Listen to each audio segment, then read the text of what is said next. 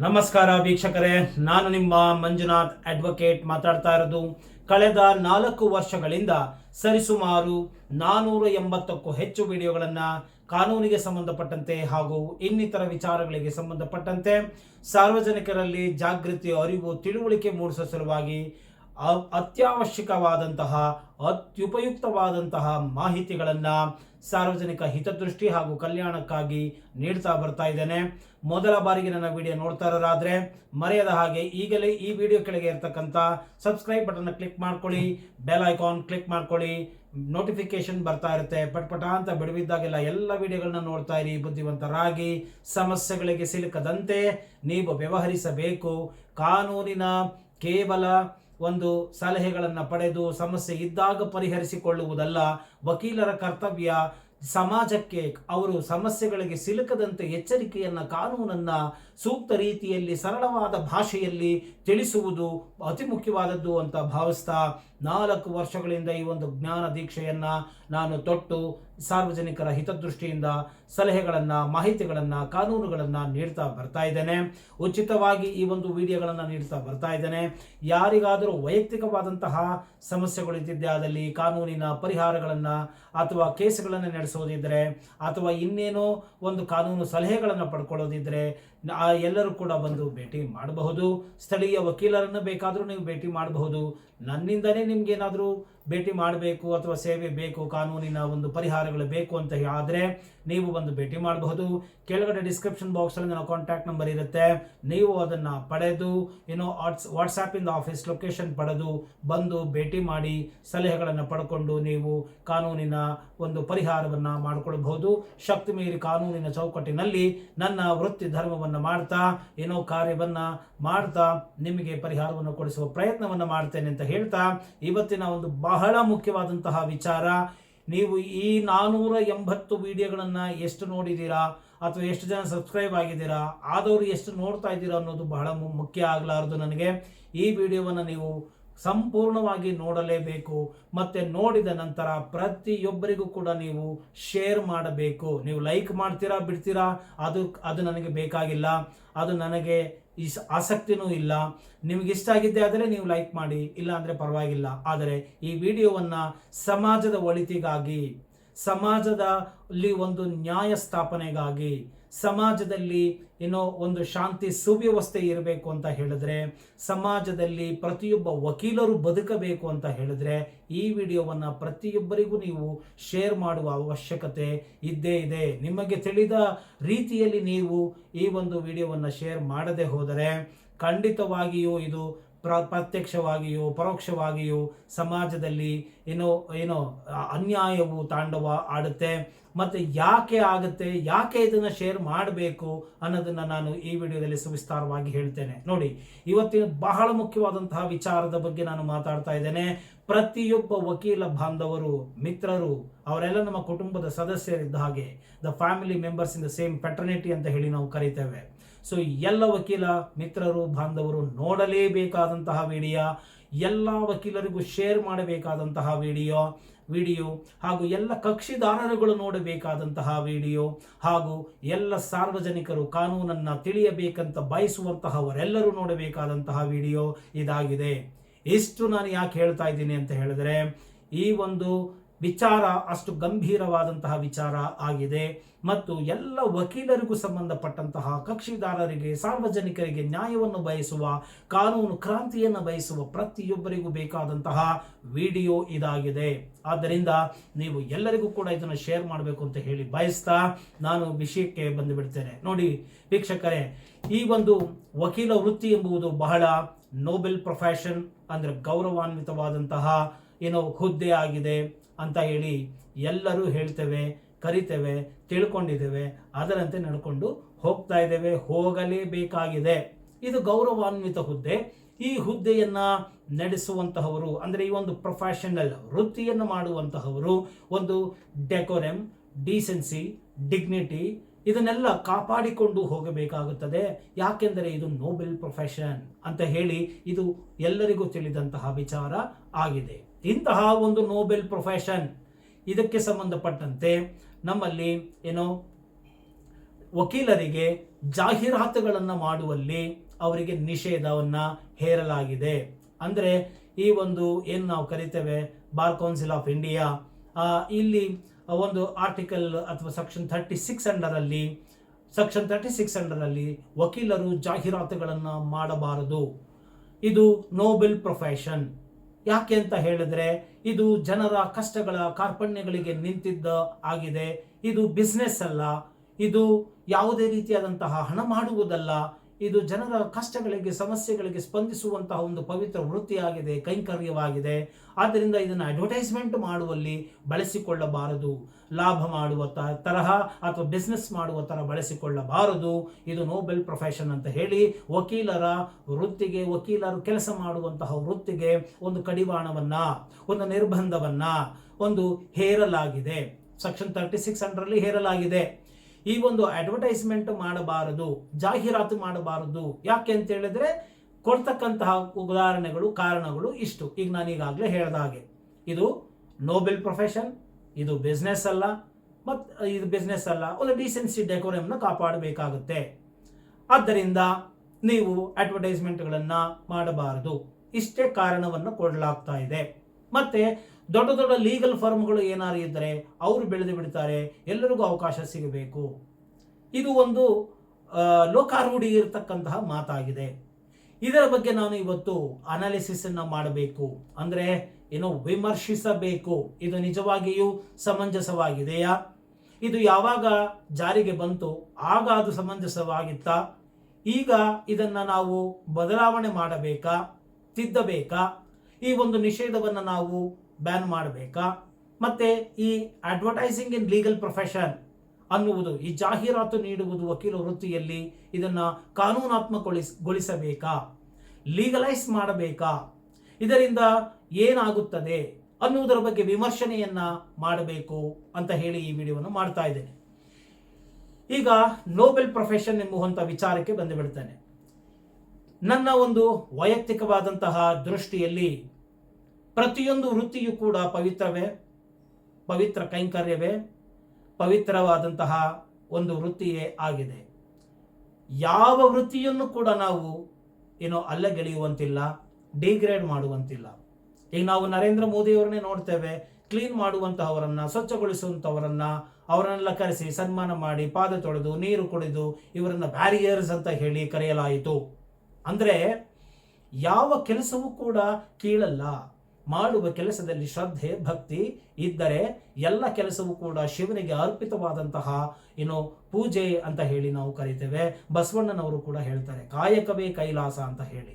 ಮಾಡುವಂತಹ ಪ್ರತಿಯೊಂದು ಕೆಲಸವು ಪರಮಾತ್ಮನಿಗೆ, ಆ ಒಂದು ದೇವರಿಗೆ ಸಲ್ಲಿಸುವ ಪೂಜೆ ಅಂತ ಹೇಳಿ ಕರೀತಾರೆ.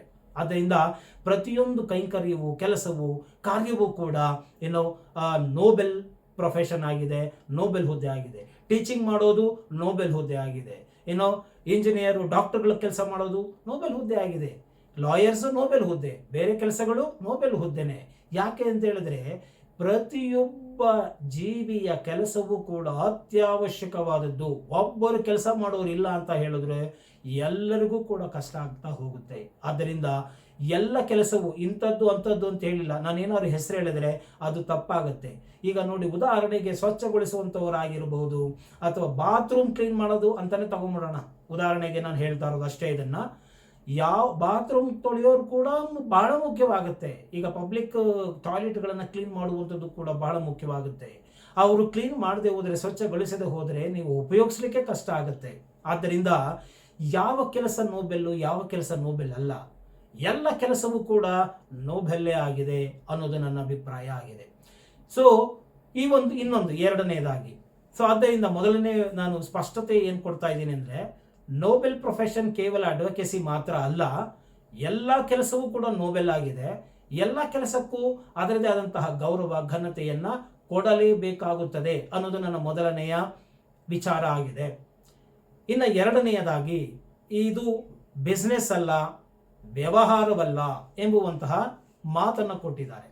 ಅಂದರೆ ಬಿಸ್ನೆಸ್ ಅಂದರೆ ಏನು, ವ್ಯವಹಾರ ಅಂದರೆ ಏನು, ವ್ಯಾಪಾರ ಅಂತಂದ್ರೆ ಏನು? ಕೊಟ್ಟು ತೆಗೆದುಕೊಳ್ಳುವಂಥದ್ದು ಅಷ್ಟೇ. ಈಗ ಸಿಂಪಲ್ ಆಗಿ ಹೇಳೋದಾದ್ರೆ, ಈಗಿನ ಮಾಡರ್ನ್ ಟೈಮ್ನಲ್ಲಿ ನಾವು ಏನು ಹೇಳ್ತೇವೆ, ಈ ಹಣವನ್ನು ಕೊಟ್ಟು ನಾವು ಸೇವೆಯನ್ನು ಪಡ್ಕೊಳ್ತೇವೆ. ಹಿಂದೆ ಎಕನಾಮಿಕ್ಸ್ ಅಲ್ಲಿ ನಾವು ಬಾರ್ಟರ್ ಸಿಸ್ಟಮ್ ಅಂತ ಹೇಳಿ ಕರೀತಾ ಇದ್ದು. ಅಂದ್ರೆ ಸಾಟಿ ವಿನಿಮಯ ಪದ್ಧತಿ, ಅಂದ್ರೆ ವಸ್ತುಗಳನ್ನು ಕೊಟ್ಟು ವಸ್ತುಗಳನ್ನು ಪಡೆದುಕೊಳ್ಳುವಂಥದ್ದು. ಅಂದ್ರೆ ವಸ್ತುಗಳ ಎಕ್ಸ್ಚೇಂಜ್, ವಿನಿಮಯವನ್ನು ಮಾಡಿಕೊಳ್ತಕ್ಕಂಥದ್ದು. ಒಂದು ಸೇವೆಯನ್ನು ಕೊಟ್ಟು ಇನ್ನೊಂದು ಸೇವೆಯನ್ನು ಪಡೆದುಕೊಳ್ಳುವಂಥದ್ದು. ಈ ರೀತಿಯಾಗಿ ಮಾಡಿದಾಗ ಅದನ್ನ ಬಾರ್ಟರ್ ಸಿಸ್ಟಮ್, ವಿನಿಮಯ ಪದ್ಧತಿ ಅಂತ ಹೇಳಿ ನಾವು ಕರಿತಾ ಇದ್ವಿ.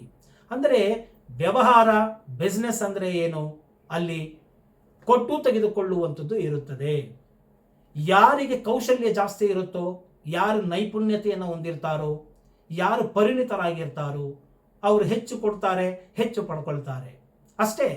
ಇದರಲ್ಲಿ ವ್ಯಾಪಾರ ಅನ್ನೋದು ಯಾವುದು ಕೂಡ ತಪ್ಪಲ್ಲ, ಎಲ್ಲವೂ ಕೊಟ್ಟು ತೆಗೆದುಕೊಳ್ಳುವಂಥದ್ದೇ. ಒಬ್ಬ ಶಿಕ್ಷಕರು ಅವರು ತಮ್ಮ ಜ್ಞಾನವನ್ನು ದಾರೆ ಎರೆದು ಅವರು ಅದಕ್ಕೆ ಏನು ಮಾಡ್ತಾರೆ, ಸಂಬಳವನ್ನು ಪಡಿತಾರೆ. ಅದನ್ನು ವ್ಯಾಪಾರ ಅಂತ ಕರೆಯೋಕ್ಕಾಗುತ್ತಾ? ಈಗ ದೇಶದ ಸೈನಿಕರುಗಳು ದೇಶವನ್ನು ಕಾಯ್ತಾ ಇದ್ದಾರೆ, ಅವರು ಅದಕ್ಕೆ ಸಂಬಳವನ್ನು ಪಡ್ಕೊಳ್ತಾರೆ. ಅದನ್ನ ವ್ಯಾಪಾರ ಅಂತ ಕರೆಯೋಕ್ಕಾಗುತ್ತಾ? ಆಗೋದಿಲ್ಲ ಅಲ್ವಾ? ವೈದ್ಯರು ಅವರು ಪೇಷಂಟ್ಗಳನ್ನು, ರೋಗಿಗಳನ್ನು ನೋಡ್ತಾರೆ, ಟ್ರೀಟ್ಮೆಂಟ್ ಕೊಡ್ತಾರೆ, ಅವರು ದುಡ್ಡನ್ನು ಪಡಿತಾರೆ. ಅದನ್ನು ವ್ಯಾಪಾರ ಅಂತ ಕರೆಯೋಕ್ಕಾಗುತ್ತಾ? ಇಲ್ಲ, ಅದು ಕೂಡ ವೃತ್ತಿಯೇ ಆಗುತ್ತೆ. ಆದರೆ ವ್ಯಾಪಾರಂ ದ್ರೋಹ ಚಿಂತನಂ ಅಂತ ನಾವು ಕರಿತೇವೆ ಒಂದು ಕಡೆ. ವ್ಯಾಪಾರಂ ದ್ರೋಹ ಚಿಂತನಂ ಆಗಬಾರದು, ವ್ಯಾಪಾರಂ ಲಾಭ ಚಿಂತನಂ ಆಗಬೇಕು. ಅಂದ್ರೆ ಮಾನವೀಯತೆಯ ಒಂದು ನೆಲೆಗಟ್ಟಿನಲ್ಲಿ ನಾವು ಕೆಲಸಗಳನ್ನು ಮಾಡಬೇಕಾಗ್ತದೆ, ನೈತಿಕತೆಯನ್ನು ಇಟ್ಟುಕೊಂಡು ನಾವು ಕೆಲಸಗಳನ್ನು ಮಾಡಬೇಕಾಗುತ್ತೆ. ಇಷ್ಟನ್ನ ಹೇಳಬಹುದು ಅಷ್ಟೇ ಹೊರತು ಅದೇ ರೀತಿಯಾಗಿ ವಕೀಲರು ಕೂಡ ಅವರ ಒಂದು ಜ್ಞಾನವನ್ನ ಧಾರೆ ಎರಿತಾರೆ, ಸಮಾಜದ ಒಳಿತಿಗಾಗಿ ಕೆಲಸಗಳನ್ನು ಮಾಡ್ತಾರೆ, ಅವರು ಅದನ್ನ ಫೀಸನ್ನು ಪಡಿತಾರೆ. ಅದು ಅವರ ವೃತ್ತಿ, ಅದು ಅವರ ಪ್ರೊಫೆಷನ್ ಆಗಿದೆ. ಅದನ್ನ ನಿರ್ಬಂಧಿಸಿ ಬಿಟ್ಟರೆ ಬಹಳ ತಪ್ಪಾಗುತ್ತದೆ. ಅವರ ಜೀವನ ಮಾಡುವ ಹಕ್ಕನ್ನು ಕಸಿದುಕೊಂಡಂಗಾಗುತ್ತದೆ.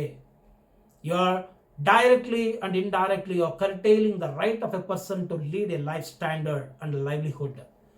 ಅದನ್ನ ಮಾಡಿದಂತಾಗುತ್ತದೆ, ಅವರ ಅಧಿಕಾರವನ್ನ ಮೊಟಕುಗೊಳಿಸಿದಂತಾಗುತ್ತದೆ.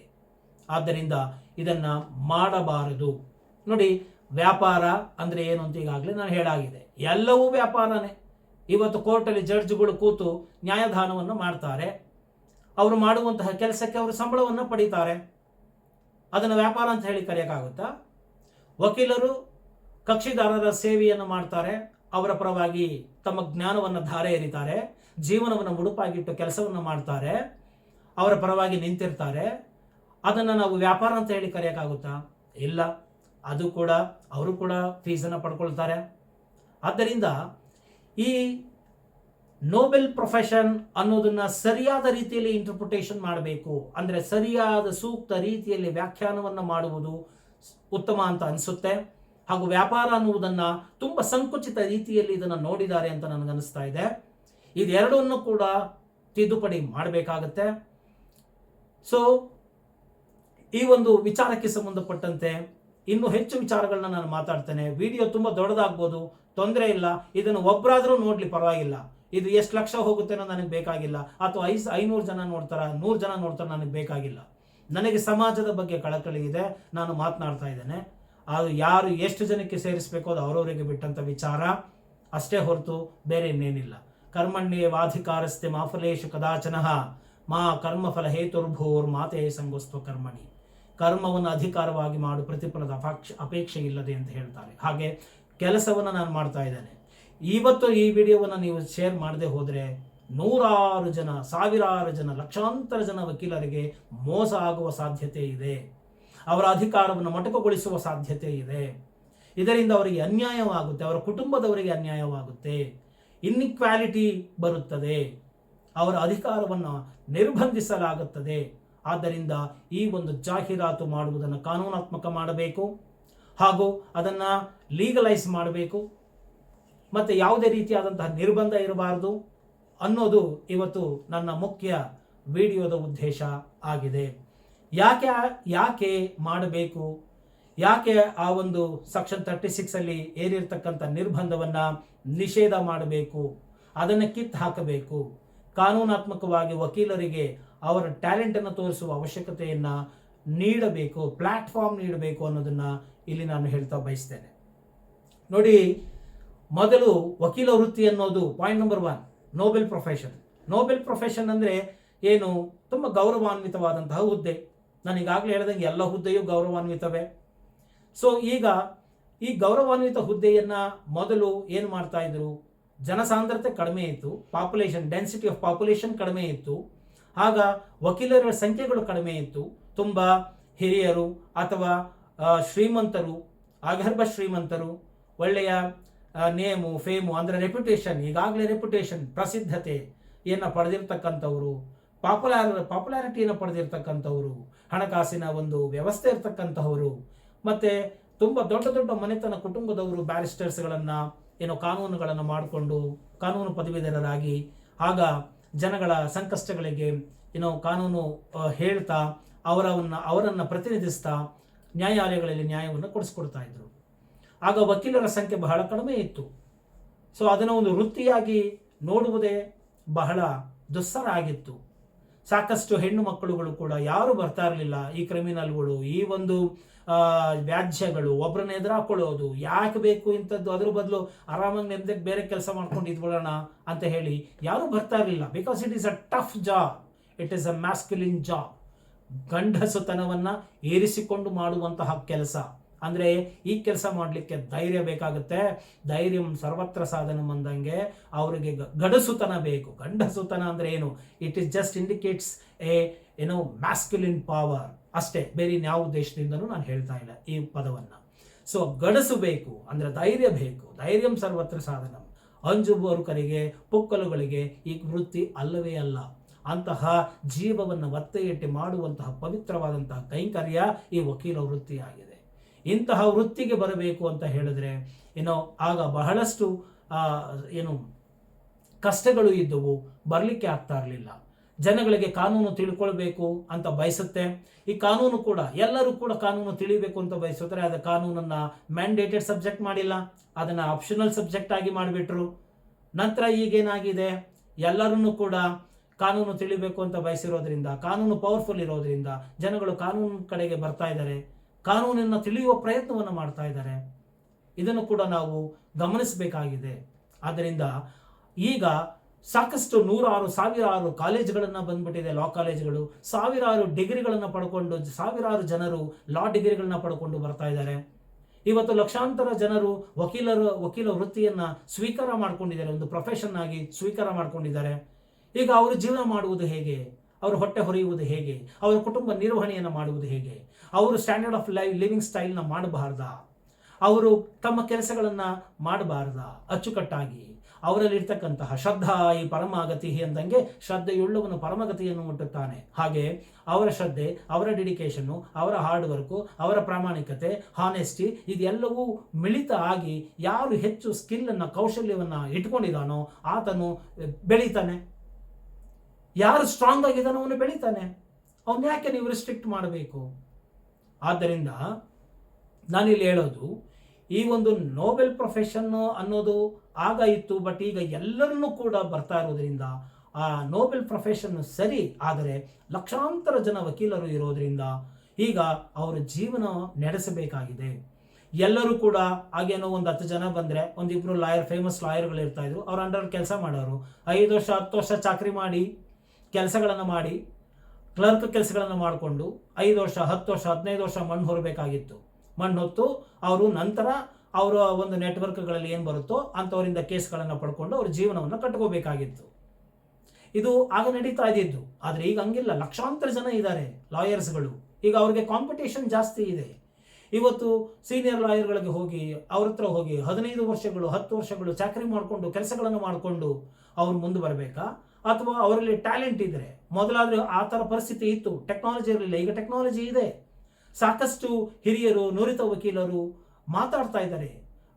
ಬ್ರಾಡ್ ಮೈಂಡಿಂದ, ವಿಶಾಲ ಮನಸ್ಸಿನಿಂದ ವಿಚಾರವನ್ನು, ವಿವೇಕವನ್ನು ನೀಡ್ತಾ ಬರ್ತಾ ಇದ್ದಾರೆ. ಜ್ಞಾನವನ್ನು ಧಾರೆ ಎರಿತಾ ಇದ್ದಾರೆ. ಇವತ್ತು ಟೆಕ್ನಾಲಜಿನ ಬಳಸಿಕೊಂಡು ಎಷ್ಟೋ ಜನಕ್ಕೆ ಜ್ಞಾನ ಸಿಗ್ತಾ ಇದೆ.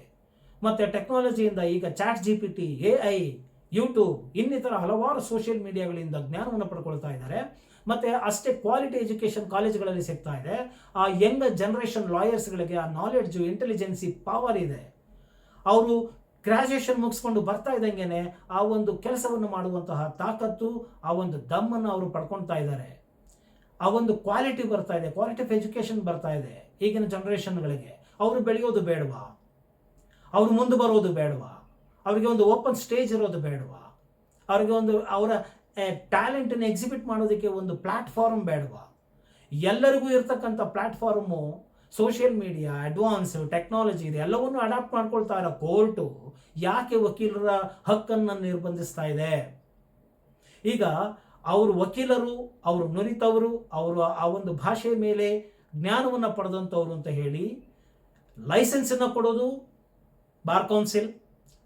ಲೈಸೆನ್ಸನ್ನು ಕೊಟ್ಟು ಅದೇನು ಹೇಳ್ತಾರಲ್ಲ, ಕುದುರೆಯನ್ನು ಕೊಟ್ಟು ಕುದುರೆಯನ್ನು ಏರಿಸಿ ಕೈಗೆ ಚಾಟಿಯನ್ನು ಕೊಟ್ಟು ಚಾಟಿಯಿಂದ ಒಡೆಯಬಾರದು ಅಂದ ಹಾಗೆ ನಿರ್ಬಂಧವನ್ನು ಏರಬಾರದು. ಅಂದರೆ ಅವರವರ ಕೌಶಲ್ಯಕ್ಕೆ ತಕ್ಕಂಗೆ ಅವರು ಮುಂದುವರಿಯಲಿ. ಇದರಿಂದ ಸಮಸ್ಯೆ ಯಾರಿಗಾಗತ್ತೆ? ಯಾರಿಗೂ ಸಮಸ್ಯೆ ಇಲ್ಲ. ಅದೇ easy authorized person to speak about law ಅಷ್ಟನ್ನು ಮಾತ್ರ ನೋಡಿ. ಈಗ ಇವರು ಅಡ್ವೊಕೇಟ್ ಅಂತ ಹೇಳಿ ನೀವು ಲೈಸೆನ್ಸ್ ಕೊಟ್ಟ ಮೇಲೆ ಅವರಲ್ಲಿರೋ ನಾಲೆಡ್ಜನ್ನು, ಟ್ಯಾಲೆಂಟನ್ನು ಅವ್ರು ಎಕ್ಸಿಬಿಟ್ ಮಾಡಿ ಇನ್ಫಾರ್ಮೇಷನ್ನ ಕೊಟ್ಟು ಅವ್ರು ಮುಂದೆ ಬರೋದ್ರಿಂದ ತಪ್ಪೇನಿದೆ? ಅವರ ವೈಯಕ್ತಿಕ ಸಮಸ್ಯೆಗಳಿಗೆ ಅಂತ ಕಕ್ಷಿದಾರರುಗಳು ಬಂದಾಗ, ಸಾರ್ವಜನಿಕರು ಬಂದಾಗ ಅದಕ್ಕೆ ಸ್ಪಂದಿಸಿ ಅವರ ಕೆಲಸವನ್ನು ಮಾಡೋದಕ್ಕೆ ಲೈಸೆನ್ಸ್ ನೀವೇ ಕೊಟ್ಟಿದ್ದೀರಾ. ಮತ್ತೆ ಅವರು ಅಡ್ವರ್ಟೈಸ್ಮೆಂಟ್ ಮಾಡಬಾರ್ದು ಅಂತ ಯಾಕೆ ರಿಸ್ಟ್ರಿಕ್ಷನ್ ಮಾಡ್ತಾ ಇದ್ದೀರಾ? ಇವತ್ತು ಕಾಲ ಬದಲಾವಣೆ ಆಗಿದೆ, ಕಾಲಕ್ಕೆ ತಕ್ಕಂಗೆ ಕಾನೂನುಗಳನ್ನು ಎಲ್ಲ ರೀತಿಯಲ್ಲೂ ಬದಲಾಯಿಸ್ತಾ ಇದ್ದೀರಾ. ಆದರೆ ವಕೀಲರನ್ನ ಮೇಲೆ ಯಾಕೆ ಗದಾಪ್ರಹಾರ? ಯಾಕೆ ಅವರನ್ನು ನಿರ್ಬಂಧಿಸ್ತಾ ಇದ್ದೀರಾ? ನ್ಯಾಯವಾದಿಗಳು ಅಂದರೆ ಇತರರಿಗೆ ಅನ್ಯಾಯವಾದಾಗ ನ್ಯಾಯವನ್ನು ಕೊಡಿಸುವಂತಹವರು. ಅಂತಹ ನ್ಯಾಯವಾದಿಗಳು ಅವರು ಕೂಡ ಘನತೆಯಿಂದ, ಗೌರವದಿಂದ ಒಳ್ಳೆಯ ಲೈಫ್ ಸ್ಟೈಲನ್ನು ನಡೆಸುವಂತಾಗಲಿ, ಅವರು ಕೂಡ ಶ್ರಮಪಟ್ಟು ಬೆಳೆಯುವಂತಾಗಲಿ.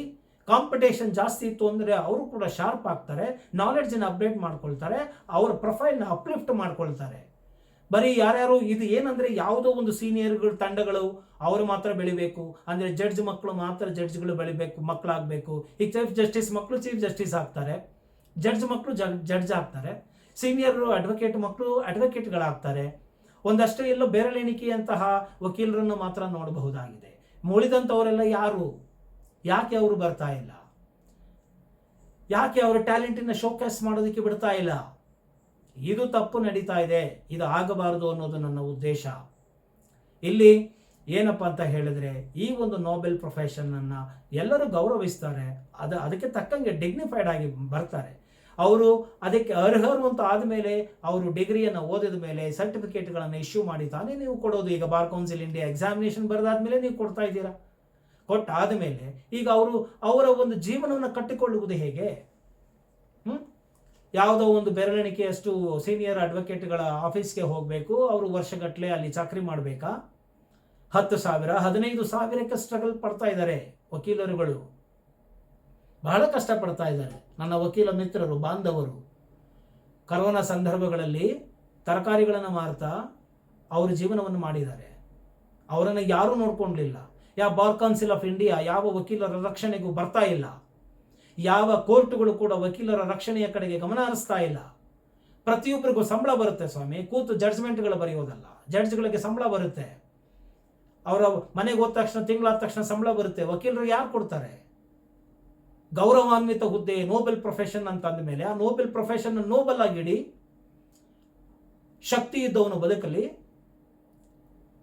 ಯುಕ್ತಿ ಇದ್ದವನು ಬದುಕಲಿ, ಕೌಶಲ್ಯವುಳ್ಳವನು ಒಳ್ಳೆಯ ಜೀವನ ಮಟ್ಟವನ್ನು ನಡೆಸುವಂತಾಗಲಿ. ಯಾಕೆ ಇದು ಯಾವುದೋ ಒಂದು ಶ್ರೀಮಂತರ ಒಂದು ಸ್ವತ್ತಾಗಿ ಮಾಡ್ತಾ ಇದ್ದೀರಾ? ನೆಪೋಟಿಸಮ್ ಈ ರೀತಿಯಾಗಿ ಆಗಬಾರದು. ಇದು ಡೆಮೋಕ್ರೆಟಿಕ್ ಸೆಟಪ್. ಇಲ್ಲಿ ಕಾಲಕ್ಕೆ ತಕ್ಕಂಗೆ ಬದಲಾವಣೆಗಳನ್ನು ಮಾಡಬೇಕಾಗುತ್ತದೆ. ಎಲ್ಲ ವಕೀಲರು ಗೌರವಾನ್ವಿತವಾಗಿ ಬದುಕುವಂತೆ ಮಾಡಿ, ಆಗ ಅದನ್ನು ನೋಬೆಲ್ ಪ್ರೊಫೆಷನ್ ಅಂತ ಕರೀರಿ. ನೋಬೆಲ್ ಪ್ರೊಫೆಷನ್ನ ಅವರು ನೋಬೆಲ್ ಕಾಸ್ ರೀತಿಯಲ್ಲಿ ಬಳಸಿಕೊಂಡು ನೋಬೆಲ್ ಲೈಫ್ ಸ್ಟೈಲನ್ನು ನಡೆಸುವಂತೆ ಮಾಡಿ ಅವಕಾಶವನ್ನು ಮಾಡಿಕೊಡಿ. ಲೈಸೆನ್ಸ್ ಇರುವಂತಹ ವ್ಯಕ್ತಿ ಮಾತಾಡ್ತಾನೆ, ತನ್ನ ನಾಲೆಡ್ಜನ್ನು ಶೇರ್ ಮಾಡ್ತಾನೆ, ಆತ ಓಕೆ ಆಯಿತು ಅಂತ ಹೇಳಿದರೆ ಕಕ್ಷಿದಾರರು ಅವ್ರ ಪರವಾಗಿ ಹೋಗ್ತಾರೆ, ಅವ್ರ ಹತ್ರ ಹೋಗ್ತಾರೆ, ಕೆಲಸ ಮಾಡಿಸ್ಕೊಳ್ತಾರೆ. What is wrong in that? Why that bar council has to restrict the advocates? ಆಗಿನ ಜಮಾನ ಬೇರೆ, ಈಗಿನ ಜಮಾನನೇ ಬೇರೆ. ಈಗ ನಾವು ಟೆಕ್ನಾಲಜಿ ಯುಗದಲ್ಲಿ ಇದ್ದೇವೆ. ಪ್ರತಿಯೊಂದಕ್ಕೂ ಇವತ್ತು ಗೂಗಲ್ ಸರ್ಚು, ಯೂಟ್ಯೂಬ್ ಸರ್ಚು, ಈ ರೀತಿಗೆ ಸರ್ಚ್ ಇಂಜಿನ್ ಆಪ್ಷನ್ಗಳಲ್ಲಿ ಜೀವನ ಮಾಡ್ತಾ ಇದ್ದಾರೆ. ಬೇಡದವರು ಎಂತೆಂಥವರು ಇವತ್ತು ಬಂದು ಜೀವನ ಶೈಲಿಗಳನ್ನು ಕಟ್ಕೊಳ್ತಾ ಇದ್ದಾರೆ. ಆದರೆ ವಕೀಲರಿಗೆ ಯಾಕೆ ಸ್ವಾಮಿ ಇಂಥದ್ದು ಕಷ್ಟ? ವಕೀಲರು ಕಷ್ಟಪಡಲಿ, ಅವರು ಓದಲಿ, ಅಪ್ಡೇಟ್ ಮಾಡ್ಕೊಳ್ಳಿ, ಅಪ್ಲಿಫ್ಟ್ ಮಾಡ್ಕೊಳ್ಳಿ, ಮುಂದೆ ಬರಲಿ. ಆದ್ದರಿಂದ ಈ ಒಂದು ರೆಸ್ಟ್ರಿಕ್ಷನ್ಸ್ಗಳನ್ನು, ನಿರ್ಬಂಧಗಳನ್ನು ವಿಧಿಸಬಾರದು. ಈ ಕೂಡಲೇ ಬಾರ್ ಕೌನ್ಸಿಲ್ ಆಫ್ ಇಂಡಿಯಾ ತನಕ ಇದು ರೀಚ್ ಆಗಲಿ. ಓಕೆ, ವಕೀಲರುಗಳಿಗೆ ಒಳ್ಳೆಯ ನ್ಯಾಯದಾನ ಸಿಗುವಂತಾಗಲಿ, ವಕೀಲರಿಗೆ ಸಿಗುವಂತಾಗಲಿ. ಈ ಥರ ಹಕ್ಕುಗಳನ್ನು ರಕ್ಷಿಸುವಂತಹ ವಕೀಲರ ಹಕ್ಕೇ ಮೊಟಕುಗೊಳಿಸದಂತಾಗಲಿ. ಈ ಒಂದು ಜಡ್ಜ್ಗಳು ವಂಶ ಪರಂಪರೆಯಾಗಿ ಬೆಳೆಯದಿರಲಿ. ಸೀನಿಯರ್ ವಕೀಲರುಗಳು ವಂಶ ಪರಂಪರೆಯಾಗಿ ಬರದಿರಲಿ. ಪ್ರತಿಯೊಬ್ಬ ಬಡ ಕುಟುಂಬದಲ್ಲಿ ಹುಟ್ಟಿದ ವಕೀಲ, ಮಧ್ಯಮ ವರ್ಗದಲ್ಲಿ ಬಂದಂತಹ ವಕೀಲರಿಗೂ ಕೂಡ ಸಮಾನ ಅವಕಾಶಗಳು ಸಿಗುವಂತಾಗಲಿ. ಅವರು ಟ್ಯಾಲೆಂಟೆಡ್ ಇದ್ರೆ, ಗ್ರಾಜುಯೇಷನ್ ಮುಗಿಸ್ಕೊಂಡು ಬರ್ತಾ ಇದ್ದಂಗೆ 1 year 2 years ಒಳಗಡೆ ಅವ್ರ ಟ್ಯಾಲೆಂಟ್ ಇದ್ರೆ ಅವ್ರ ಆಫೀಸ್ ಓಪನ್ ಮಾಡಿ ಅವರು ಟ್ಯಾಲೆಂಟನ್ನು ಪ್ರದರ್ಶನ ಮಾಡಿ ಅವ್ರ ಜೀವನವನ್ನು ನಡೆಸುವಂತಾಗಲಿ. ಯಾಕೆ ರೆಸ್ಟ್ರಿಕ್ಷನ್ಸ್ ಮಾಡ್ತೀರಾ? ಇದು ಬಹಳ ತಪ್ಪಾಗುತ್ತೆ ಅನ್ನೋದನ್ನು ಕೂಡ ನಾನಿಲ್ಲಿ ಹೇಳಲಿಕ್ಕೆ ಬಯಸ್ತೇನೆ. ನೋಡಿ, ಮೊದಲನೇದಾಗಿ ಏನೇನಾಗುತ್ತೆ ಅಂತ ಹೇಳ್ತೇನೆ. ಆಕ್ಸೆಸ್ ಟು ಕ್ಲೈಂಟ್ಸ್ ಅಂದರೆ, ಈಗ ನೋಡಿ, ಒಂದು ಬೋರ್ಡ್ ಹಾಕೊಂಡು, ಚಿಕ್ಕದಾಗಿ ಒಂದು ಬೋರ್ಡ್ ಹಾಕೊಂಡು ನೀವು ಇದ್ಬಿಡಿ ಅಂತ ಹೇಳಿದರೆ you are restricting the person. ಅವ್ರಿಗೆ ನಿರ್ಬಂಧಿಸ್ತಾ ಇದ್ದೀರಾ. ಯಾರು ಬರ್ತಾರೆ ಅವ್ರ ಹತ್ರ? ಒಂದು ಚಿಕ್ಕ ಬೋರ್ಡ್ ಹಾಕೊಂಡು ಕೂತ್ಕೊಂಡ್ರೆ ಮೂಲೆಯಲ್ಲಿ ಒಂದು ಹಾಡು, ಕನ್ನಡದಲ್ಲಿ ಒಂದು ಹಾಡಿದೆ, ನೀನು ಮುತ್ಕಿಯಂಗೆ ಸರ್ಗ ಹಾಕೊಂಡು ಮ್ಯಾಲ ಒಂದು ಕಂಬಳಿ ಒತ್ಕೊಂಡು ಹಳ್ಳಿ ಒಳಗೆ ಕೂತ್ಕೊಂಡಿದ್ರೆ ಯಾರು ಬಂದು ಕರೀತಾರೆ ಲಿಂಗವ್ವ, ನಿನ್ನನ್ನು ಯಾರು ಬಂದು ಕರೀತಾರೆ ಲಿಂಗವ್ವ, ಯಾರು ಬಂದು ನೋಡ್ತಾರಪ್ಪ ನೋಡ್ತಾರೆ ನಿನ್ನ ಅಂತ.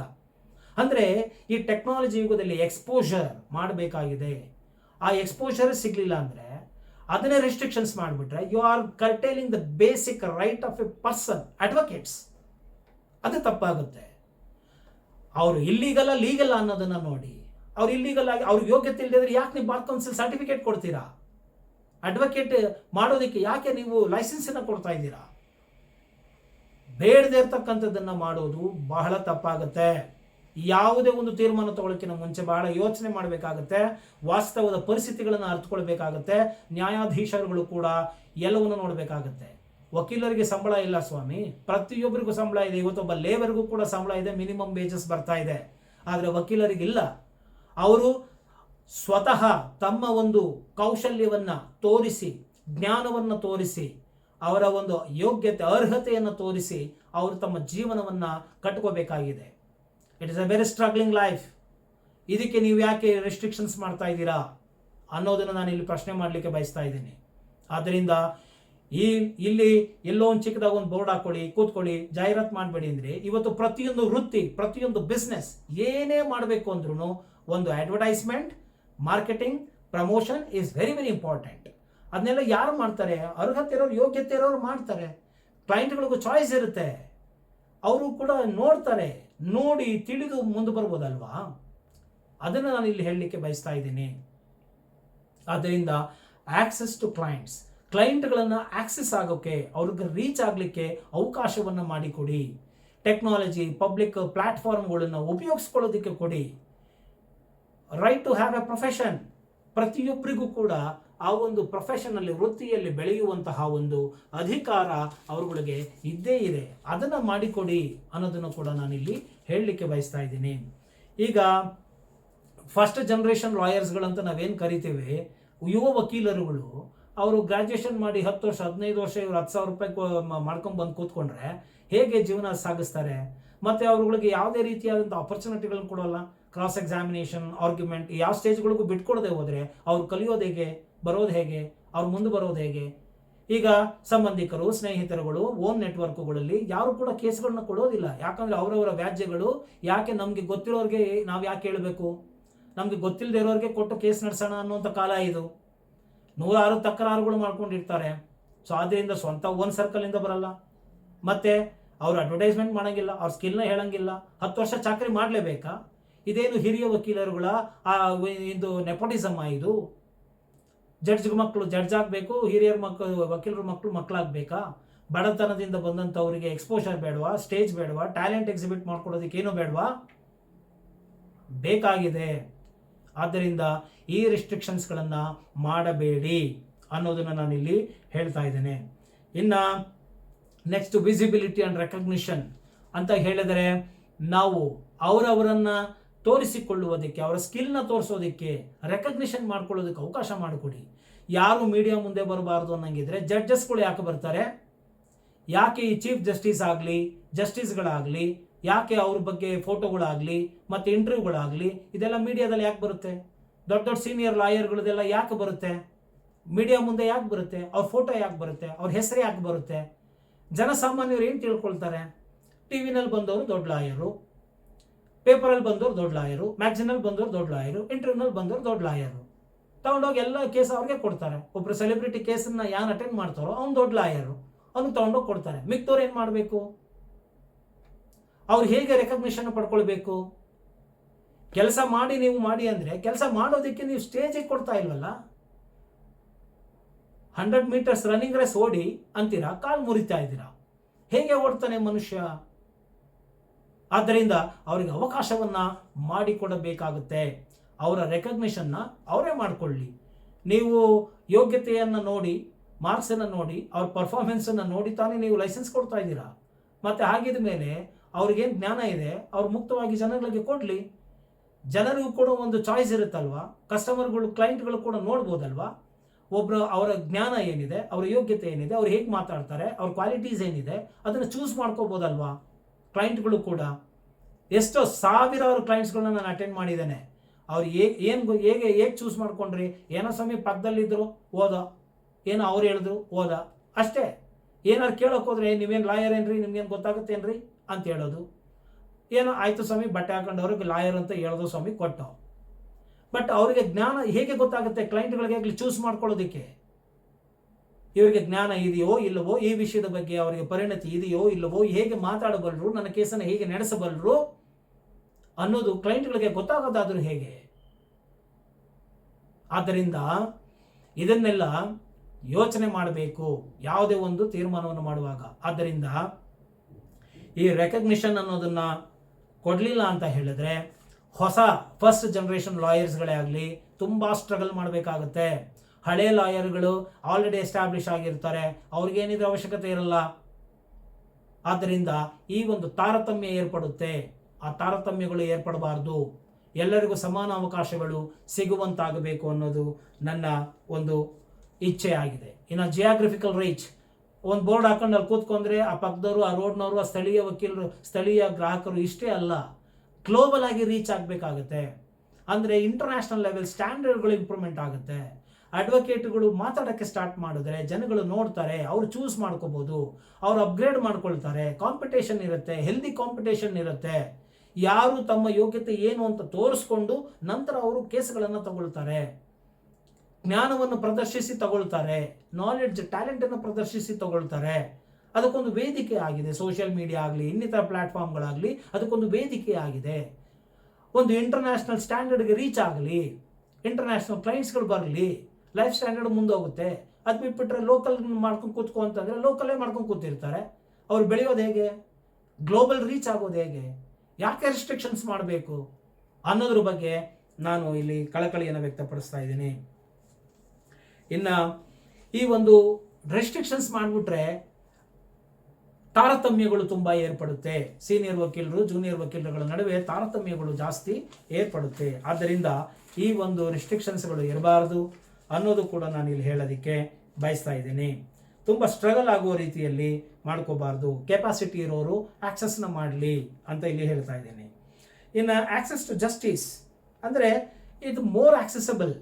ಅಂದರೆ ಏನೂ ಗೊತ್ತಿಲ್ಲದೆ ಜಸ್ಟ್ ವಕೀಲರು ಬಟ್ಟೆ ಹಾಕೊಂಡವ್ರು ಅಂತೇಳಿ ಕೇಸ್ ತಗೊಂಡು ಹೋಗ್ಕೊಡೋಕ್ಕೂ, ವಕೀಲರ ಒಂದು ಜ್ಞಾನವನ್ನು ಪರಿಚಯ ಮಾಡಿಕೊಂಡು ಅವ್ರು ಏನು ಮಾತಾಡ್ತಾರಪ್ಪ, ಅವ್ರಿಗೇನು ಜ್ಞಾನ ಇದೆ, ಎಷ್ಟಿದೆ, ಹೇಗೆ ಮಾತಾಡಬಲ್ಲರು ತಿಳ್ಕೊಂಡು ಕೇಸ್ ಕೊಡೋದಕ್ಕೂ ವ್ಯತ್ಯಾಸ ಇದೆ. ಆದ್ದರಿಂದ ಇದು ಕಕ್ಷಿದಾರರಿಗೂ ಕೂಡ ಅನುಕೂಲ ಆಗುತ್ತೆ, ಜಸ್ಟಿಸ್ ಸಿಗುತ್ತೆ, ನ್ಯಾಯ ಸಿಗುತ್ತೆ. ಇದನ್ನು ಕೂಡ ತಿಳ್ಕೊಳ್ಬೇಕಾಗತ್ತೆ. ಇನ್ನು ಎಕನಾಮಿಕ್ ವ್ಯತ್ಯಾಸ ಅಂದರೆ ಆರ್ಥಿಕವಾದಂತಹ ವ್ಯತ್ಯಾಸಗಳು ಆಗಬಾರ್ದು. ಪ್ರತಿಯೊಬ್ಬನಿಗೂ ಸಮಾನವಾದಂತಹ ವೇದಿಕೆ, ಸಮಾನವಾದಂತಹ ಅವಕಾಶಗಳು ಸಿಕ್ಕಾಗ ಅವರು ಬೆಳೀತಾರೆ. 10 ವರ್ಷ ಮಣ್ಣು ಹೊರಬೇಕು, ಆಮೇಲೆ ಮಾಡಬೇಕು, ಇದೆಲ್ಲ ಮುಗಿದೋದ ಕಾಲ. ಯಂಗ್ ಆ್ಯಂಡ್ ಎನರ್ಜಿಕ್ ಅಡ್ವೊಕೇಟ್ಸ್ ತುಂಬ ಶಾರ್ಪ್ ಆಗಿದ್ದಾರೆ, ಬೇಗ ಇನ್ಫಾರ್ಮೇಷನ್ಗಳು ಸಿಗ್ತಾ ಇದೆ, ಟೆಕ್ನಾಲಜಿ ಅಡ್ಯಾಪ್ಟ್ ಮಾಡ್ಕೊಳ್ತಾ ಇದ್ದಾರೆ, ChatGPT ನಿಮಿಷ ಹೊಡೆಯೋದ್ರಲ್ಲಿ ಇನ್ಫಾರ್ಮೇಷನ್ ಬರ್ತಾ ಇದೆ. ಸೊ ಆದ್ದರಿಂದ ಅದನ್ನೆಲ್ಲ ತಗೊಂಡು ಅವರ ಟ್ಯಾಲೆಂಟನ್ನು ಎಕ್ಸಿಬಿಟ್ ಮಾಡಿ ಅವ್ರು ಮುಂದೆ ಬರೋದಕ್ಕೆ ಅವಕಾಶ, ಮುಕ್ತವಾದಂಥ ಅವಕಾಶವನ್ನು ಮಾಡಿಕೊಡಿ. ಇದು ಪ್ರಜಾಪ್ರಭುತ್ವ, ಪ್ರಜೆಗಳು ಬದುಕೊಂಗ್ ಮಾಡಿ, ವಕೀಲರು ಬದುಕೊಂಗ್ ಮಾಡಿ. ಈ ಥರದ ಹಕ್ಕುಗಳನ್ನು ರಕ್ಷಿಸುವಂಥ, ವಕೀಲರ ಹಕ್ಕುಗಳನ್ನು ಕಸಿಯುವಂತಹ ಒಂದು ಸಂಚು ಮಾಡಬಾರದು. ಅದನ್ನು ಕ್ಲಿಯರ್ ಆಗಿ ಮಾಡಿಕೊಡಿ.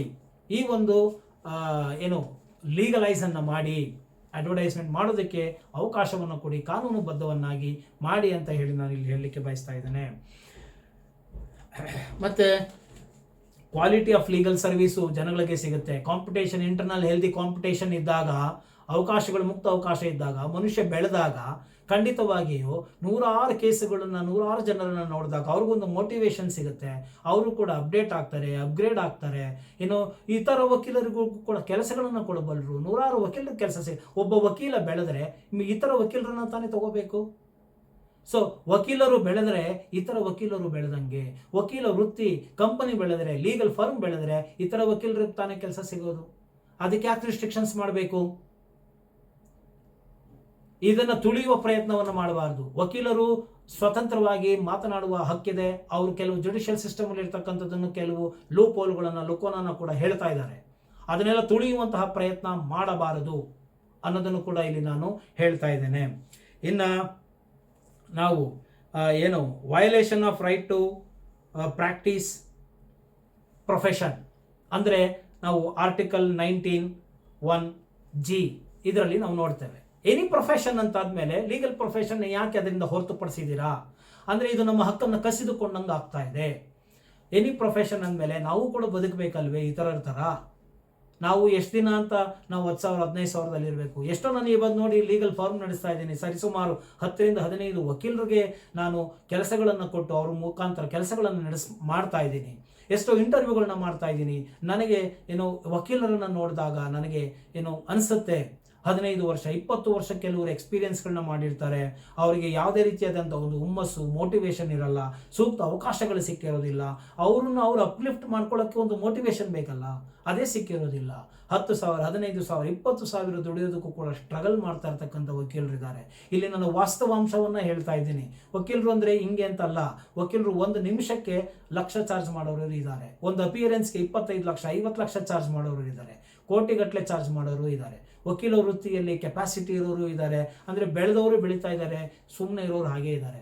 ಆದ್ದರಿಂದ ನಾಲೆಡ್ಜನ್ನು ಅಪ್ಗ್ರೇಡ್ ಮಾಡ್ಕೋಬೇಕು, ಶಾರ್ಪನ್ ಮಾಡ್ಕೋಬೇಕು ಅಂದರೆ ಮುಕ್ತವಾದ ಮಾರುಕಟ್ಟೆ ಇರಬೇಕು. ಸರ್ವೈವಲ್ ಆಫ್ ದಿ ಫಿಟ್ಟೆಸ್ಟ್ ಅಷ್ಟೇ, ಅದಕ್ಕೆ ಅವಕಾಶವನ್ನು ಮಾಡಿಕೊಡಿ ಅನ್ನೋದನ್ನು ನಾನು ಇಲ್ಲಿ ಹೇಳ್ತಾ ಇದ್ದೀನಿ. ಮತ್ತು equality before law article 14. So ಕಾನೂನು ಎಲ್ಲರಿಗೂ ಒಂದೇ ಅಂತ ಆದಮೇಲೆ ಈ ಒಂದು ವಕೀಲರ ಒಂದು ಅವರ ಒಂದು ಹಕ್ಕನ್ನು, ಈ ಒಂದು ಟೆಕ್ನಾಲಜಿ, ಈ ಒಂದು ವೇದಿಕೆ, ಈ ಒಂದು ಪ್ಲಾಟ್ಫಾರ್ಮ್, ಸೋಷಿಯಲ್ ಮೀಡಿಯಾ, ಇದೊಂದು ಪ್ಲಾಟ್ಫಾರ್ಮ್ನ ಪ್ರತಿಯೊಬ್ಬರು ಉಪಯೋಗಿಸ್ಕೋತಾ ಇದ್ದಾರೆ, ಬೆಳೀತಾ ಇದ್ದಾರೆ. ವಕೀಲರು ಮಾತ್ರ ನೀವು ಉಪಯೋಗಿಸ್ಕೋಬೇಡಿ ಅಂದರೆ ತಪ್ಪಾಗುತ್ತೆ. ನೋಡಿ, ಇಲ್ಲಿ ಒಂದು ಮಾತನ್ನು ಹೇಳ್ತಾನೆ. ವೈದ್ಯರಾದವರು ಒಂದು ಕಡೆ ಪ್ರಾರ್ಥನೆಯನ್ನು ಮಾಡ್ತಾರಂತೆ, ನನ್ನ ವೃತ್ತಿ ಇತರರ ಆರೋಗ್ಯ ಕೆಟ್ಟಾಗ ಆ ರೋಗದ ಮೇಲೆ ನಿಂತಿದ್ರು ಕೂಡ ಅವರ ರೋಗವನ್ನು ಗುಣಪಡಿಸುವಂತಹ ಪವಿತ್ರ ಕೈಂಕರ್ಯ ನನಗೆ ಕೊಟ್ಟಿದೆಯಾ, ಓ ದೇವರೇ ನಿನಗೆ ನಮಸ್ಕಾರ. ಇನ್ನು ವಕೀಲ ವೃತ್ತಿ, ಇತರರ ಸಮಸ್ಯೆಗಳು, ಇತರ ಸಫರಿಂಗ್ಸ್ಗಳು ನರಳುವಂತಹ ಸಂದರ್ಭ ಬಂದಾಗ, ತೊಂದರೆಗಳಾದಾಗ, ಅವರ ವ್ಯಾಜ್ಯಗಳು ಬಂದಾಗ ನನ್ನ ಒಂದು ಕೆಲಸ ಅವಾಗ ಪ್ರಾರಂಭ ಆಗುತ್ತೆ. ಅದರ ಮೇಲೆ ನನ್ನ ಕೆಲಸ ವೃತ್ತಿ ನಿಂತಿದೆ. ಆದರೂ ಕೂಡ ಓ ದೇವರೇ ನಿನಗೆ ಥ್ಯಾಂಕ್ಸ್, ಅವರ ಸಮಸ್ಯೆಗಳನ್ನು ಪರಿಹರಿಸುವಂತಹ, ವ್ಯಾಜ್ಯಗಳನ್ನು ಪರಿಹರಿಸುವಂತಹ, ಕಷ್ಟಗಳಿಗೆ ನೋವುಗಳಿಗೆ ನಿವಾರಣೆಯನ್ನು ಮಾಡುವಂತಹ ಪವಿತ್ರ ಕೈಂಕರ್ಯವನ್ನು ನನಗೆ ಕೊಟ್ಟಿದೆಯಾ, ನಿನಗೆ ಥ್ಯಾಂಕ್ಸ್ ಅಂತ ಹೇಳಿ ನಾನು ಎಲ್ಲೋ ಚಿಕ್ಕವನಿದ್ದಾಗ ಒಂದು ಪೋಸ್ಟರಲ್ಲಿ ನೋಡಿದ್ದು ಜ್ಞಾಪಕ. ಅದು ಇವತ್ತು ನನಗೆ ನೆನಪಿಗೆ ಬರ್ತಾ ಇದೆ, ಹೇಳ್ತಾ ಇದ್ದೀನಿ. ಮಾಡುವಂತಹ ಕೆಲಸ ಉತ್ತಮ ಭಾವನೆಯನ್ನು ಇದ್ದರೆ ಸಾಕು, ಒಳ್ಳೆಯ ಉದ್ದೇಶ ಇದ್ದರೆ ಸಾಕು. ನೋಡಿ, ಕ್ರಿಮಿನಲ್ ಲಾನಲ್ಲಿ ಮೆನ್ಸೆಂಟ್ರಿ ಅಂತೀವಿ. ಯಾವುದೇ ಒಬ್ಬ ನಟೋರಿಯಸ್ ಕ್ರಿಮಿನಲ್ಗಳ ಪರವಾಗಿ ಮಾಡೋದನ್ನು BCIನಲ್ಲಿ ಅದನ್ನು ಪ್ರೊಫೆಷನಲ್ಲು ವೃತ್ತಿ ಅಂತ ಹೇಳ್ತೀರಾ? ಅವರನ್ನು ಗೊತ್ತಿದ್ರೂ ಅವ್ರ ಪರವಾಗಿ ವಾದವನ್ನು ಮಾಡಬೇಕು, ಅದನ್ನು ಎಥಿಕ್ಸು ಅಂತ ಕರಿತೀರಾ? ಆದರೆ ಲೈಸೆನ್ಸ್ ಇರ್ತಕ್ಕಂಥ ಒಬ್ಬ ವ್ಯಕ್ತಿ ಇರೋ ಟೆಕ್ನಾಲಜಿನ ಉಪಯೋಗಿಸ್ಕೊಂಡು ಆ ನಾಲೆಡ್ಜನ್ನು ಶೇರ್ ಮಾಡಿ ಅವನು ಬದುಕೋ ಪ್ರಯತ್ನ ಪಟ್ಟರೆ, ಜೀವನವನ್ನು ಕಟ್ಟಿಕೊಳ್ಳುವ ಪ್ರಯತ್ನ ಮಾಡೋದನ್ನು ಇಲ್ಲಿಗಲ್ ಅಂತ ಹೇಗೆ ಕರಿತೀರಾ ನೀವು? When there is no qualified intention, when there is no illegality involved in that, when he has a interest about the public, ಸಾರ್ವಜನಿಕರ ಹಿತದೃಷ್ಟಿಯಿಂದ ಅವರು ಮಾತನಾಡಿದಾಗ ಅದನ್ನು ಹೇಗೆ ಇಲ್ಲಿಗಲ್ ಅನ್ನೋದು, ಅವರ ಕೆಲಸಗಳನ್ನು ಯಾಕೆ ಕೇಳಬಾರ್ದು, ಕೆಲಸಗಳನ್ನು ಸಂಪಾದನೆ ಮಾಡುವುದು ಹೇಗೆ, ಸುಮ್ಮನೆ ಕೂತ್ಕೊಂಡು ಬೋರ್ಡ್ ಹಾಕೊಂಡು ಕೂತ್ಕೊಂಡ್ರೆ ಯಾರು ಬರ್ತಾರೆ, ಹೇಗೆ ಜೀವನವನ್ನು ನಿರ್ವಹಿಸಬೇಕು. ಈಗ ಒಂದು ಸೀನಿಯರ್ ಆಫೀಸ್ಗೆ ಹೋಗಿ ಕೆಲಸ ಮಾಡಿ ಪ್ರಾಕ್ಟೀಸ್ ಮಾಡಿ ಅಂದರೆ ಒಂದಷ್ಟು ದಿವಸ ಮಾಡಿಬಿಟ್ಟು ಅಲ್ಲಿರೋರ್ನೆಲ್ಲ ಅಡ್ಡದಾರಿನಲ್ಲಿ ಎಳ್ಕೋಬೇಕು ಅಂತ ಅರ್ಥನಾ? ಸೀನಿಯರ್ ಆಫೀಸ್ಗೆ ಹೋಗೋದು, ಅಡ್ಡದಾರಿನಲ್ಲಿ ಅಲ್ಲಿರೋ ಕ್ಲೈಂಟ್ಗಳಿಗೆ ತಲೆ ಕೆಡಿಸೋದು, ಕಮ್ಮಿ ದುಡ್ಡು ನಾನು ಮಾಡ್ತೀನಿ ಅಂತ ಹೇಳಿ ಅದನ್ನೇ ಎಳ್ಕೊಳ್ಳೋದು, ಅವ್ರ ಕೇಸ್ಗಳನ್ನ ನಡೆಸೋದು, ಇದು ಎಥಿಕ್ಸಾ? ಇದು ಮೊರಾಲಿಟಿನಾ? ಮತ್ತೆ ಹೇಗೆ ಅವರು ಜೀವನವನ್ನು ಮಾಡಬೇಕು? Practice makes men perfect. Practice ಆಗ್ತದೆ. ಹಾಗನ್ನಂಗಿದ್ರೆ ಮ್ಯಾಂಡೇಟ್ರಿ ಮಾಡಿಬಿಡಿ. ಈ ಎಜುಕೇಷನ್ LLB ಮುಗಿದ ಮೇಲೆ ಡೈರೆಕ್ಟಾಗಿ ಅವ್ರಿಗೆ ಕೋರ್ಟ್ಗೆ ಅಪಿಯರ್ ಆಗುವಂಥ ರೈಟ್ಸ್ನ ನೀವು ಕೊಟ್ಟಿದ್ದೀರಾ. ಹಾಗಿದ್ರೆ 10 ವರ್ಷ ಆದಮೇಲೆ ಮಾತ್ರ ಅವ್ರು ಅಪಿಯರ್ ಆಗಬೇಕು ಅಂತ ಹೇಳ್ಬಿಡಿ. ಯಾರೂ ಬರೋದೇ ಇಲ್ಲ. ಹೆಸರಿಗೆ ಮಾತ್ರ ನೋಬೆಲ್ ಪ್ರೊಫೆಷನ್ನು, ಯಾರಿಗೂ ನೋಬೆಲ್ ಲೈಫ್ ಸ್ಟೈಲ್ ಇಲ್ಲ. 10 ವರ್ಷ 15 ವರ್ಷ ಆದರೂ ಯಾರೂ 1 ಲಕ್ಷದ ಮುಖನೂ ನೋಡ್ತಾ ಇಲ್ಲ. ಸಂಬಳನ ನೋಡ್ತಾ ಇದ್ದೀನಿ ನಾನು. ಲಕ್ಷಾಂತರ ವಕೀಲರುಗಳಿದ್ದಾರೆ, ಲಕ್ಷಾಂತರ ವಕೀಲರುಗಳು. ಇವತ್ತು ಕರ್ನಾಟಕದಲ್ಲಿ ಉದಾಹರಣೆ ತಗೊಳ್ಳೋದಾದರೆ ಒಂದು 6.5 ಕೋಟಿ ಜನಸಂಖ್ಯೆ ಇದೆ ಅಂದರೆ ಬೆರಳೆಣಿಕೆ ಒಂದು 10 ಜನದ ಹೆಸರು ಹೇಳ್ತಾರೆ ಜನ. ಯಾಕೆ ಅಂದರೆ ಅವರು ಟಿವಿನಲ್ಲಿ ಬಂದವ್ರೆ, ಯಾವುದೋ ದರ್ಶನ್ ಕೇಸ್ನ ಹ್ಯಾಂಡ್ಲ್ ಮಾಡ್ತವ್ರೆ, ಇನ್ಯಾವುದೋ ಒಂದು ಮಿನಿಸ್ಟರ್ ಕೇಸ್ನ ಹ್ಯಾಂಡ್ಲ್ ಮಾಡವ್ರೆ, ಇನ್ಯಾರೋ ಒಬ್ಬ ಸೆಲೆಬ್ರಿಟಿ ಕೇಸ್ನ ಹ್ಯಾಂಡ್ಲ್ ಮಾಡವ್ರೆ, ಅವ್ರ ಹೆಸರು ಹೇಳ್ತಾರೆ. ಅವ್ರು ಮಾತ್ರ ಲಾಯರ್, ಮಿತ್ತೋರಿಲ್ಲ. ಟಿವಿಗಳಲ್ಲಿ ಇಂಟರ್ವ್ಯೂಗಳನ್ನ ಮಾಡೋದು, ಅವರೇ ದೊಡ್ಡ ಲಾಯರ್. ಏನಾಯ್ತು ಅಂದರೆ ಅವ್ರ ಹತ್ರ ಹೋಗು, ಯಾಕಂದ್ರೆ ಅವ್ರಿಗೆ ಜ್ಞಾನ ಇರುತ್ತೆ, ಯಾಕಂದ್ರೆ ಅವ್ರದ್ದು ಅಟೆಂಡ್ ಮಾಡವ್ರೆ. ಮಿಕ್ತವರೆಲ್ಲ ನಾಲೆಡ್ಜ್ ಇಲ್ಲದೆ ಇರೋರ. ನಾಲೆಡ್ಜನ್ನು ಎಕ್ಸಿಬಿಟ್ ಮಾಡೋದಕ್ಕೆ ಒಂದು ವೇದಿಕೆ ಬೇಕಲ್ವಾ, ಜನಗಳಿಗೆ ಗೊತ್ತಾಗಬೇಕಲ್ವಾ. That young lawyer can speak better than a old advocate ಅನ್ನೋದು ಗೊತ್ತಾಗೋದು ಹೇಗೆ, ಅವರ ನಾಲೆಡ್ಜ್ ಶೇರ್ ಮಾಡೋದು ಹೇಗೆ. There must be a transparency in the system.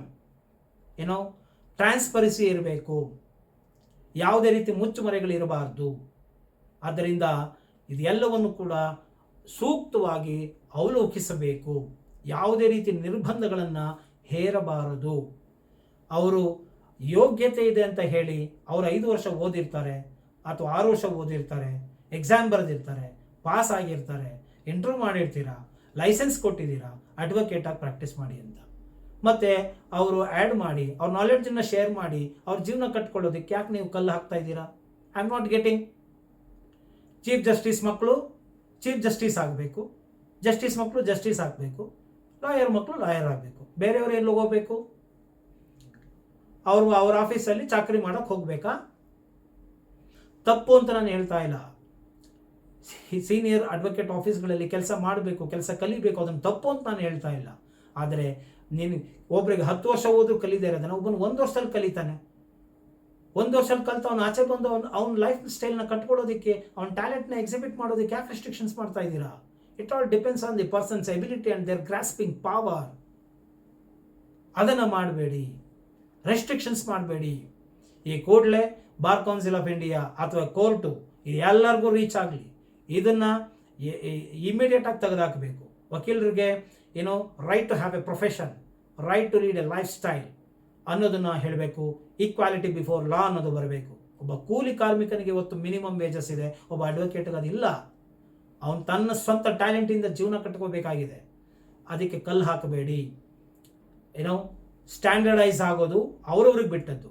ಯಾರು ಅವರನ್ನು ಅಪ್ಲಿಫ್ಟ್ ಮಾಡ್ಕೊಳ್ತಾರೋ ಲೈಫ್ ಸ್ಟೈಲ್ ಅವ್ರನ್ನ ಅಪ್ಲಿಫ್ಟ್ ಆಗುತ್ತೆ. ಅದಕ್ಕೆ ನಿರ್ಬಂಧಗಳನ್ನ ಹೇರಬೇಡಿ ಅನ್ನೋದನ್ನು ಹೇಳ್ತಾ, ಬಹಳ ದೊಡ್ಡ ವಿಡಿಯೋ ಆಗಿದೆ ಇದು. ಒಬ್ಬರು ನೋಡಿಕೊಂಡು ಒಬ್ರಿಗೆ ನ್ಯಾಯ ಸಿಕ್ಕಿದ್ರು ನನಗೆ ಸಾಕು ಈ ವಿಡಿಯೋಯಿಂದ. ಸೊ ಇಷ್ಟ ಆಗಿದೆ ಅದರಲ್ಲಿ ಮರೆಯದ ಹಾಗೆ ಲೈಕ್ ಕೊಡಿ ಹಾಗೂ ಇತರರಿಗೂ ಶೇರ್ ಮಾಡಿ. ಜೈ ಹಿಂದ್, ಜೈ ಕರ್ನಾಟಕ ಮಾತೆ.